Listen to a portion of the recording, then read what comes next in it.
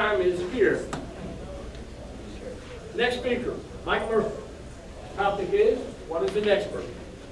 Mike is a Deputy District Chief, Commanding Fire Marshal, Chicago Fire Department, Senior Investigator, Blaze, Fire Investigations. Thanks, Ron. Yes, sir. How many guys in here are municipal guys? Okay, good. And then everyone else pretty much goes through the private sector to do work.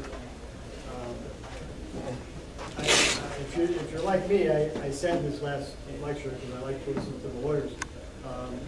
And we always have more questions. You know, everyone here is like, well, what if? Well, what if? And as investigators, we kind of walk that line where we try to give them everything we want, and we listen to their expertise, and then I think at the end someone says, yeah, but we wind up wearing the scarlet letter when the day is out. You know, we don't give all the right information. I have a unique perspective on this because I straddle the line. I'm a senior investigator for Blaze Fire Investigation outside the city of Chicago. But my main job is that I am a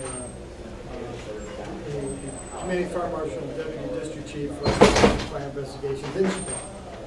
So my day job, I get to run an office of 34 investigators that primarily do municipal investigations. And there's a lot of distinction between the two. Some with resource availability, others with the nice caveat that when you're a municipal investigator, you really don't have a skin in the game. You're not the guy that has to represent Epson Printer. You're the guy that just wants to tell the truth, which is it's comforting to do that. However, it becomes a little bit disconcerting when you go to trial or you go to a deposition, and my investigators have to be prepared to a level of maybe a private investigator, which doesn't have the resources. So a lot of the questions that were asked early on in that last presentation, I kind of want to just get them and say, okay, ask those again, because hopefully we're going to get to some of how that works in this presentation. But some of this stuff, you know, that the lawyers do a much better job of explaining than I do, but an expert is basically someone who has a skill, knowledge, particular area of expertise or authority. We all are that. What I'm fond of telling my investigators is you're an expert for the day, and then tomorrow you go back to in the dirt in the cold and try to find out what's going on. If you claim to be an expert on every fire, you're screwed. That's the bottom line, because NFPA 921, which very clearly was indicated to be the hallmark of where we got to go and the benchmark of how things we got to know, is so encompassing and so vast that it's almost impossible. Even to become an ISFI, there's multiple generations of exams, right? And some of my guys were City of Chicago firemen. They took the CFI exam. They knocked out the 60% that's probably constant of all of the tests. And then they got the farm, implement, and marine investigation test. And they came back and said, I don't know anything about farm implementation. I live in Chicago. So obviously they have to retest, and they all did, and they all do very well. We all consider an expert someone who has education, your degrees earned, your certificates obtained, your expertise. The lawyers covered a lot of these initial slides, so we'll move through it. But you'd all agree that that's what kind of gives you your basis of being an expert. Most of all, the experience aspect. Because no matter how many conferences you go to, no matter how many degrees you get, no matter what you do, if you don't go through and have experience, you're going to be on the short end of the stick when it comes to offering that opinion that cannot be statistically proven. And I'll talk about the statistical side of things in a minute. I said I walked the line nicely because on the private side, you might get 50, 60 investigations over the course of a year throughout the office with different investigators. But on my municipal side, we have 1,600 fires a year that we investigate. 30 guys doing 1,600 fires. They're getting a boatload of experience. And they're doing it in a very methodical and now they're doing it in a very methodical and very, very systematic approach, which makes their investigations significantly more effective and gives them a better level of expertise. I'm going to say this though, this experience thing is a double-edged sword. It goes to the lawyer side too. Any lawyers in here? I'm going to bash you right now because the reason I'm doing this presentation today was because I was at the NASP conference last year, and I'll set the table for this by just telling you, by the time I was doing with my speech, I had lawyers running at me to say, how do you know what you just told me? And you'll see in one presentation why that is. The level of expertise sometimes cuts both ways. We had 2 cases last week, both went to trial. Both of my guys went as experts because they wrote the report, they did the diagram, they had the sketch, they did the scene, did everything we're supposed to do. The lawyer never even knew OFI existed. She called me on the phone and said, "You guys did a phenomenal job. I didn't know there was an Office of Fire Investigation in Chicago." And she's a lawyer in corporate counsel in Chicago. So that level of expertise kind of cuts both ways. You got to know whether your lawyer is in tune with what you're trying to accomplish as an investigator. Obviously, the standards we got to cover, 1033, 922. Everyone understands this. I'm not going to be redundant. They covered some of my speech already, but 1033, we have to be experts, and you have to go through and understand these 16 basic principles. If you can do that relatively easily, not on every fire, but obviously on as many of these standards as you can go through, it works, and you're going to be above board. Your testimony is relevant. They talked about relevance. Your testimony has to have knowledge, education, experience, and your testimony has to be reliable. And that's where I think we need to kind of work in the private sector and in the public sector to understand a couple different ways of looking at it. The lawyers look at it one way. If you're reliable, if you have relevance, is it relevant to the case? Is what you're talking about relevant to this particular area, this particular topic? And your reliability, we'll try to show how that works. All right? Does your origin cause determination have meaning to the court or to the employer? How can you show that relevance? All right? That's important for us to try to discern. All right? For me, when I have my guys go out, they're municipal investigators, so they have no skin in the game. If they find that there's a product liability issue, then they certainly take that into consideration, and they ask for an electrical engineer, ask for a mechanical engineer, they ask for anything they want. We're not going to give it to them. We're going to get it from the private sector when you show up, because you'll call my office and say, "Hey, I need your report." I say, "Great, well, when you go out to the scene, invite us back." And it's a courtesy, and they normally do, and then you invite us back, and we come and say, "Hey, this is what we found, this is what we did, this is how we dug out, this is our methodology," and you go ahead and do your job.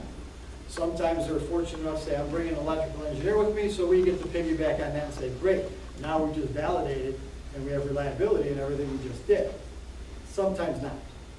On the private side, obviously, you have to ask for an engineer, and if your client says no, your client says no. Now what do? Now you're in that gray area of, do I guess, do I make a determination, do I put my credibility on the line that it might be an electrical event or not? I use a phrase, and we have an actual report in the city of Chicago that says undetermined suspended. Okay? And you winced back there. You're like, "Ooh, what does that mean?" Because we use the report that says our report cannot be completely finalized in any way, shape, or form until we get X.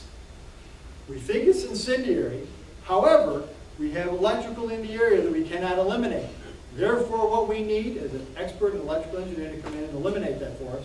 And if you do, we'll reclassify our file as incendiary.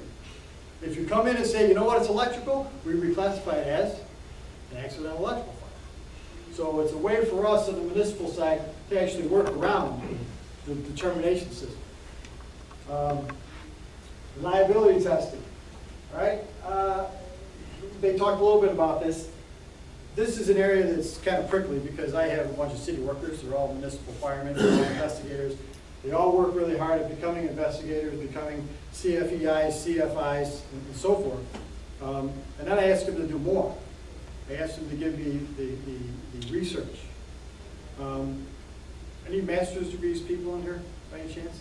Okay, good. So you guys all know that when you did your master's degree, the first thing you had to do is research a topic that was universally never done. So you had to come up with an original hypothesis. Then you had to go and get all the documentation that showed how it was relevant to what you're trying to study. And then you formulated a hypothesis, and then you did your test. Whether it was a test of scientific merit, or whether it was a test that required questionnaires or information to be passed out and collected from others. And then the most important thing was you had to give it a statistical analysis, right? You had to run the numbers through the computer, and you got a probability done. And that probability value gave you a plus or minus a certain number. Usually it's P is plus or minus 0.5, right? 0.05 is your probability. So if your answers were within that probability, you were right, and your hypothesis was proven true. If it was outside that, you're wrong. Well, in an irony, if you all recall from your master's degree, you stated the null hypothesis. You stated the opposite of what was really true, so that when the statistics came back, it actually worked. It's kind of like negative corpus, right? No? Okay, so what I ask my people to do is I ask them to do the research. And two of these case studies here will demonstrate exactly how this research needs to be done, so you can eliminate that probability issue. The lawyers touched on it a little bit when they said that in one of the cases, they got all the background research and they didn't have to do the physical testing because everything else was done for them. NIST has done all the burns. They know what the heat release rate of this fabric is. They know what happens when this fabric sits in a corner configuration and how it burns. You know when there's a ventilation-driven fire with doors and windows open and certain, you know what those things are going to happen, how they're going to happen, because it's already been done and tested. So I asked my guys to go and take that step and say, okay, go ahead and find out what happened. How did it happen? How do you do it? And one of the cases here specifically will show you how it works. All right? This is the case study that really made the lawyers crazy. And this is why I'm doing this actual presentation today.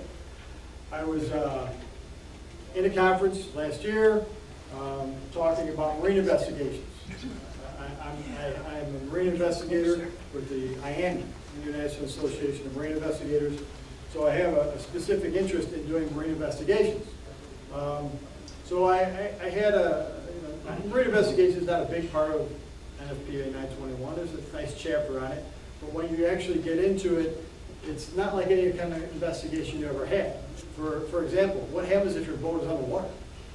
How do you do an origin and cause evaluation before you take that boat out of the water? And you have to, because if something is left on the bottom of the water when you bring the boat out, your evidence is gone. All right? So there's a whole methodology that needs to be taken care of. So I'm standing up, I give my presentation, I'm done, everyone says, great job, leave. They start to walk out, and two guys in the back who have been kind of chit-chatting back and forth the whole way, I kind of got my eye on them, they come sprinting up to the front. And they want to know, where did you get your information? What are you talking about? He goes, who are you working for? Oh, what? He goes, how did you get those interviews? I picked up the phone and I talked to the guy. You know, I was really kind of bamboozled on why they were so upset. Well, they didn't get their answers and they walked away. One of the guys from Chicago that I know was there, and he came up laughing. He said, you don't realize it, but they have the property. They have the marine storage facility. That you just showed them why 14 different reasons they're liable. They're expert, literally. The guy they hired, their origin and cause expert, said, you got nothing to worry about, fellas. Nothing on you. It doesn't apply. Okay? So this is the reason I'm actually doing this case study. When you're an expert on a private side or municipal side, or claim to be, you got to do your research. Okay? And I picked this one because any marine investigators in here? All right, so 302, 303, NFPA 302, 303 describes what you're supposed to do, how you're supposed to do it. There's 380 NFP standards, by the way. So if you think that a fire that you've been arrived at and have a conclusion from doesn't have a standard that probably covers it, you're probably wrong. That's your probability standard. Get the standard, find out what it is, do the research. If they don't have it, UL's got it. UL doesn't got it, NIST has got it. They all have this stuff. It's already out there. So are we really in a gray area and you're going to wear the scarlet letter? Or if you're going to do your research, you can come back later and say, wait a minute, my determination is based on research done by NIST, research done by UL, here's the NFPA standard, this is where I've gotten all my conclusions to lead to this point. That takes a lot of work. It takes a lot of effort. But if you don't want to wear a scarlet letter, you should. You should do that, especially for your client. And write it in the report. Our municipal reports have in them, as well as our private reports, have in them the documentation that we're validating why our results are why they are. You know, I'll put in the heat release rate of this material as stated by NSPA, by NIST done in this caliber is this. And that's why this occurred. Especially if there's a large loss or there's a fatality, or there's something of larger magnitude. So this little case study here shows you pretty much all the things that could go wrong. This guy was out there, he was building his boat. Boat owners love to do their own stuff. They love to tinker with their own boats. They don't figure that they need to ask anybody for any advice on it because they're boat owners. In the northern part of the United States, most boats go away for 6 months out of the year.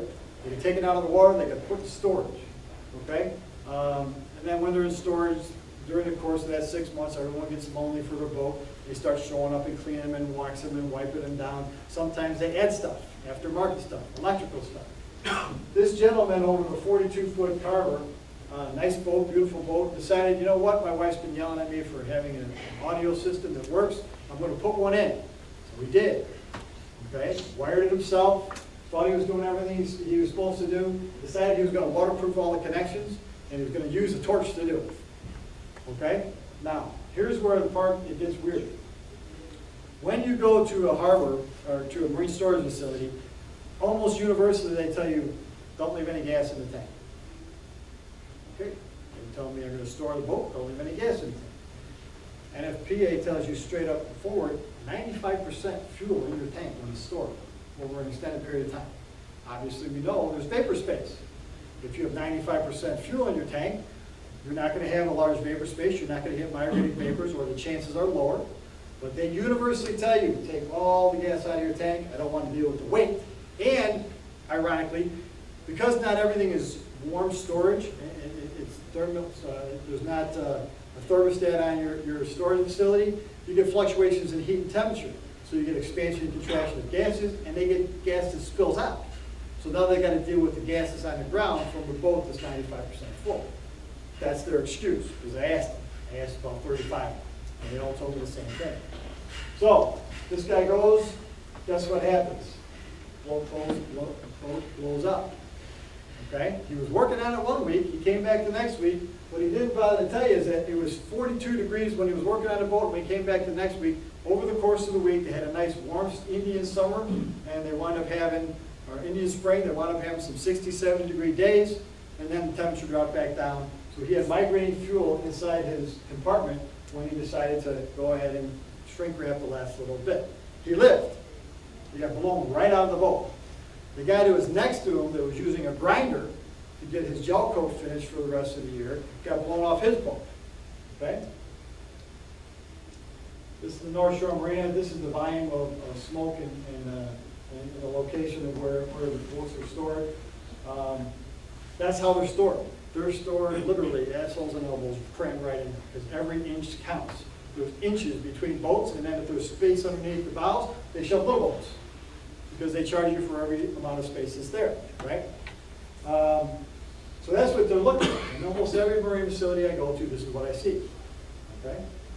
Almost every marine facility I go to, they flat out tell you, sure, come on in, do your own work, no problem. Just let me know. Check in at the shack, let me know what you're doing, no problem, go ahead and do your work. So you got guys grinding, you got guys buffing, you got guys doing about 14 or 15 different things they shouldn't be doing with the approval of the marine facility. There's the explosion damage that blew out the side of the building. Not a great picture on the left, but or on your right, but it's the hull of the boat and what's left. Obviously blew the top right off the boat. Here's some of the standards that they violated. Okay? For berth and moorings and storage, use of torches are prohibited. Guys using a torch in the bow of his boat, flat out, no, can't do it. Work performed on boat should be qualified personnel. I don't think he's qualified. Permanently installed fuel tank should be stored at least 95% full. Every yacht I know has got a permanently installed fuel tank, so hey, it's got to have fuel in it. 303, there's operational hazards that were considered, and again in 303 it says inspection to determine hazards, including combustible vapors of any compartment. So it's on the behalf of the marine owner that they're supposed to go ahead and know these things. This is just the short one. The speech in here was an hour. It was a long list, and as I itemized everything, now you know why these guys in the back were doing a slow steam. If you're the investigator assigned to this case and you take this on, you better go through the standard and know what is required of these people. the violations that occurred here, and even on the door, it says, please register at the office, absolutely no sanding, painting, power buffing allowed on the boats. It's got a sign on the door that basically says, don't do any of this stuff. But then they let you do it anyway. Okay? Case study number 2, this is something that was a municipal job. It's in Chicago, so it kind of ties the two together. All right? There was a restaurant fire, not very long ago actually, August 3rd. Small fire. It was thought to be contained within the fume hood of the restaurant. Grease chute got up into the roof line and it burned a little bit. They put it out themselves. The kitchen staff used an Ansel, put it up there themselves, knocked it all out. So they never called the fire department. They caught it on time, right? Mixed occupancy structure, so the restaurant's on 1, you got residents up on 2 and 3. Well, about 1,600 hours, so sometime the next morning, the resident on the second floor smelled smoke. Didn't know where it was coming from, so she called 911 to find out. All right? When they show up, the fire department sees that they tear up the ceiling, they tear up the walls, they go looking for the smoke in her apartment. They create probably $100,000 worth of damage, because that's what we do in Chicago. We destroy things. Okay? So we destroyed the room, we destroyed the woman's apartment, and then we threw water into where the hotspots were that we thought existed. All right? The investigator that came out for the private side said it's a fire in the fume hood that they didn't get out, because as they were trying to put out the fire, they didn't get up there. They didn't spray the Ansel up there. They only spray the Ansel down on what they could see. So the ventilation system that went up has to be from the kitchen. Well, what they didn't say was that they do a lot of smoking of food. So they have a smoker out back. And out back there's a smoker, and they put the logs in one side, and it gets up to about 350, 400 degrees when it starts to smoke the stuff. But the actual burning of the lumber is much hotter than that. It's a nice little machine. This vent's actually coming from there, not from inside the building at all. So one of my guys got up on the roof, he starts to look around, and he realizes the fire is actually in the vent. It actually started in the elbow of the smoker, which they had working the night before. So he did a complete thorough fire examination. He found out it was the vent actually lined up at the top of the roof line. We had a corroborating story from the company that actually does the cleaning of your insulation in your vents to try to show that they had not been cleaned within the last 6 months. And lo and behold, there's an NFPA standard that my guys pulled up. There's an NFPA standard that says there's ventilation control and fire protection for commercial cooking operations. And in that standard, it specifically includes a definition of the type of material needed when you're using an open flame wood burning stove. So we go to my guys are smart enough to know that I'm not going to let them off the hook on this. So they go to the company that put in and installed the wood burning stove. They find out and get a materials list from them and realize that the elbow that they put in was indeed an elbow for a gas flue system for a house. All right, it's double lined, but it's not the right gauge. So over the course of 6 months, 8 months, when they didn't clean the creosote out of this elbow, it built up to the point when they got hot enough and it created heat, and the flame got up there from the wood burning, they actually created a fire in this location. Okay? So we did all our due diligence. We did the result, we did our fire investigation, we think we know where the fire is at for both of these cases, and then you do the research behind it. You go ahead and you review the NFPA standards, you look at what the testing for administrators, you look at what UL was supposed to provide you for materials that were built and purchased. All of those things make your job easier, so that when the lawyer says, okay, I don't need you to tell me anything more than don't write the report and keep it to yourself, and then when you go to trial, you're screwed, because now you didn't write anything down, you don't remember anything. You have all this background, you have all this underlying material that you can use. Is it within a probability and reliability standard? I'd have to argue that it was. Because if you're going to court, or you're going to deposition, or you're writing your final report, you're going to put in there, NFPA 303 says this, and this, and this, and this, and this. All of these violations occurred, and that's why this event took place, and therefore, it's beyond a reasonable assumption that I can say the fire started in this way. And almost every fire that we've experienced in the city of Chicago, my guys can go through and get this stuff, okay? Flammability ratings on materials, the heat release rates of materials, flame spread, how fires move from one location to another within the type of structures that we have in Chicago, because we've got hundreds of different kinds of structures. So it's behooved upon us to go ahead and make sure that our cases are pretty tight, so that we don't have that, testable study. On the private side, yeah, if you can get somebody to do the testing, great. I haven't had the luxury of having people give me that kind of money. They just don't. You say, we'll get you the electrical engineer, but that's where the buck stops. So it's a double-edged sword to a degree, but I think if you look at the totality of information that's out there about fire, NFPA standards, the MIN standards, what comes out of UL, anything that applies to any part of an examination that you're doing is going to add to your reliability and validity when it comes to a conclusion. And if you put it into your report, if you put it into the results section or the conclusion section of your report, okay, I think most of you would agree that it's probably going to make it a lot more airtight and open you up to a lot less, a lot less aggravation from the lawyers who want to try to pick apart your expertise. Questions? Yes. ASTM standards are always good to refer to Absolutely. because NFPA 921 does it all over the place. Right. So that's also another good one. Absolutely. Who were you representing? Well, you were with the city representing that fire, or you were private representing That fire? Marine? I was representing anybody. The Marine? Nobody. No. I was there. representing Soul.